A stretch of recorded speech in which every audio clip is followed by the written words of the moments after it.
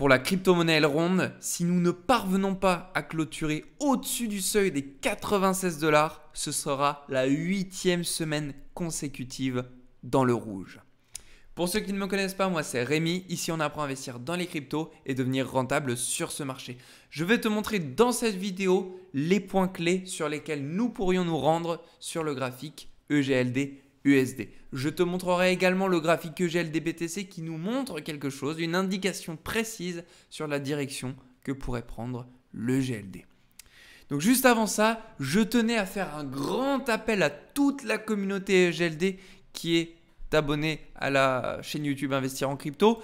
C'est sur un point de vue fondamental. Je vous invite à tous ceux qui sont friands, passionnés du monde fondamental sur les crypto-monnaies en général et plus précisément Elrond, EGLD, tout simplement à m'apprendre, voilà, comment faites-vous pour apprendre à savoir qu'est-ce qu'un bon fondamental, pourquoi c'est comme ça, etc. Pourquoi je vous dis ça? Tout simplement parce que je ne suis que dans le technique. Voilà, je te l'ai dit depuis le début, de toute façon, je ne fais que des analyses techniques. Et moi, j'adore le fondamental, tu vois, parce que c'est ce qui permet de donner des indications sur les hausses et les baisses à venir. Je connais approximativement ce vers quoi on tend, que ce soit sur n'importe quelle crypto-monnaie que je te présente sur cette chaîne YouTube. Malheureusement, aujourd'hui, je ne suis pas capable d'analyser de fond en comble une crypto fondamentalement. Et du coup, je fais appel à toi qui est peut-être passionné du côté fondamental des crypto-monnaies, de me montrer un petit peu comment tu fais. Donc, je te mets mon contact juste en dessous, mon adresse mail et je te mets aussi mon Telegram. Comme ça, on pourra discuter ensemble. Et je te laisse apprécier cette vidéo d'un point de vue technique. Voilà. Donc, allez, c'est parti. Du coup, je te montre ici Elrond. On a quelque chose qui ne me rassure pas du tout. Je te montre du coup le GLD BTC, c'est la cassure du bas du range au 0,203. Pourquoi? Tout simplement parce que ce range que j'avais déjà réalisé il y a plus d'un mois de ça, je t'avais fait des vidéos à ce sujet, ça constituait quand même une zone très importante.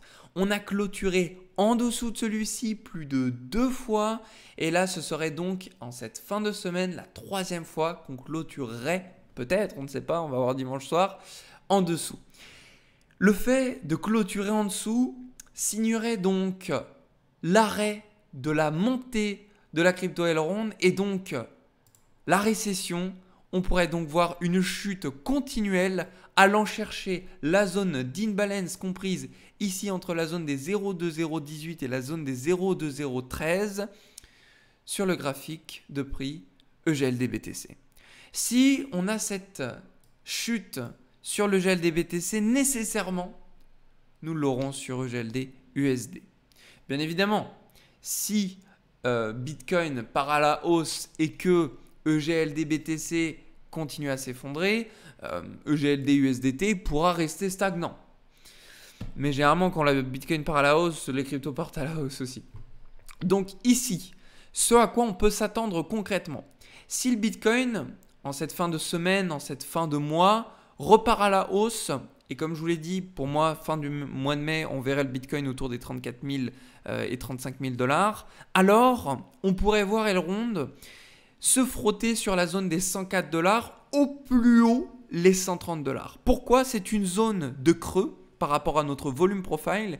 Et si je le désactive, puisque je ne m'en suis pas servi, vous voyez, on a simplement qu'à dessiner cette zone-là qui constitue finalement une zone de prix entre le plus bas, les 104, et ça reprend plusieurs mèches et également clôture, et puis au plus haut, les 130 $ qui reprennent exactement donc plusieurs mèches. Bon là, il y en a beaucoup pour le coup, et plusieurs clôtures également. Donc, voilà comment j'ai tracé cette zone de creux qui tend à être comblée. Donc ça peut être en cette fin du mois de mai jusqu'à juin, on peut le combler dans cette période, mais on peut très bien le combler pour, je sais pas moi, dans 1 an et demi, tu vois, c'est tout à fait probable. Et si on doit partir plus bas, donc comme nous l'indique notre fameux graphique EGLD BTC, nous avons une autre zone d'imbalance juste ici, comprise entre les 60 $ et au plus bas les 40 $. Donc cette zone-là, c'est une zone à laquelle il faudra s'y attendre si le bear market arrive. Donc le bear market, pour ceux qui ne savent pas ce que c'est, vous savez, c'est la fameuse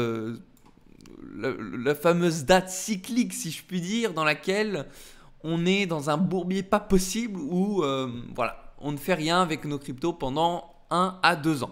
Par contre, c'est la bonne période pour acheter des cryptos.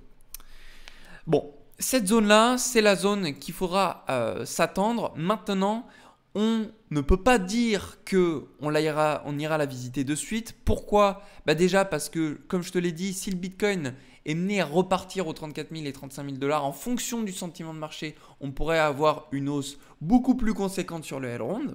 Ça, c'est le premier point. Et autre point, nous n'avons toujours pas cassé, soit de par une mèche ou ni de par une clôture, le précédent point bas qui est aux 53 dollars. Donc dès lors qu'on ne clôture pas ou que l'on ne fait pas une mèche en dessous de cette zone-là, on ne peut pas dire qu'on aura une stagnation entre la zone des 60 et des 40 dollars sur Elrond. Par contre, il faut le prendre en considération et c'est un scénario à ne pas mettre de côté. Je te rappelle également qu'au niveau du nombre de tokens en circulation sur Elrond, nous sommes sur une inflation de approximativement 30%.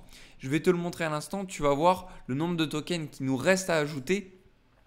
C'est pas énorme, mais il y en a quand même.